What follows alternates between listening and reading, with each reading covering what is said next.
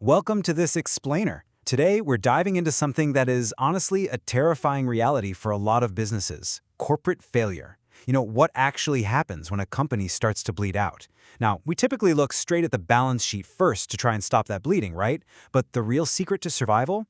It's completely invisible. Dr. Mike Tang actually hit the nail on the head with this incredibly powerful medical metaphor. Over 4 decades of doing turnaround casework, stepping in as both CEO and senior consultant, he noticed something profound. He saw that companies might get diagnosed with a million different fatal diseases, like maybe the cash dries up, the market shifts, or their products just age out. But underneath almost every single one of those failures, trust had completely broken down. Trust is literally the oxygen of a corporate turnaround. Think about it.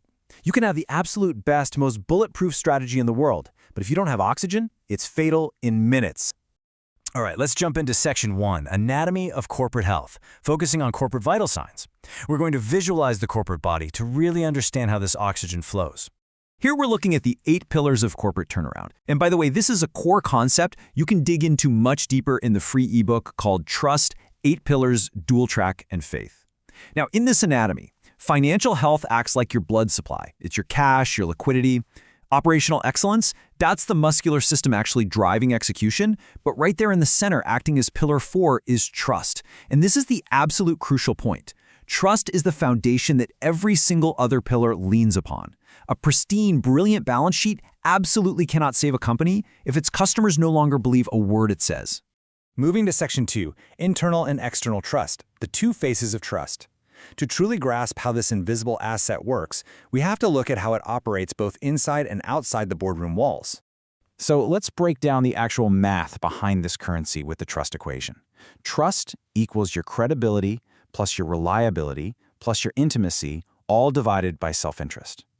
Basically, the math proves that your credibility and reliability have to massively outweigh your own self-interest. The lower the perceived self-interest in your business dealings, the higher the trust goes. It shows us that true integrity, not just clever PR, is what actually compounds over time. And there is a really stark contrast between these two realities. First, you have external trust. That's your public reputation. You spend decades building it, but it burns incredibly fast in a crisis. We're talking sometimes in a single news cycle. But then you have internal trust. This is the leader's own steadiness, their ability to sleep at night, their judgment, their hope.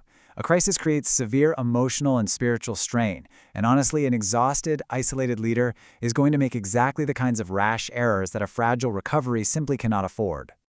This brings us to Section 3, the dual track system, exploring secular and faith tracks, because a recovery framework is totally incomplete if it just completely ignores the leader's state of mind. This system brilliantly addresses both the cold, hard math of insolvency and the deep psychology of the leader. It operates on this strict principle of invitation, not imposition. You have the non-faith track, which is strictly secular and data-driven. It's pure mathematical operational restructuring. And alongside that, you have the faith-driven track. This provides the exact same rigorous operational protocols, but it supplements them with biblical principles, tailored scriptures, and targeted prayers. It's offering this amazing layer of solace and ethical grounding without ever bending the rigorous restructuring math. It is just there to stabilize the executive psychology when the pressure is literally at its highest. Okay, Section 4, rebuilding your trust currency, restoring the currency, because whether you're utilizing the secular or the faith track, the end game is the same. Let's talk about direct application. You really need to audit yourself against this trust checklist. Ask yourself, are you saying the exact same thing to your investors as you are to your staff and your customers? Do you disclose bad news before you are forced to? Because, look, bad news delivered clearly and proactively earns way more trust than good news that's later exposed as just corporate spin. Are you paying suppliers on agreed terms, admitting mistakes publicly, making decisions that actually survive being explained in full? Trust is only rehabilitated when your executive actions flawlessly and mathematically match your post-crisis promises.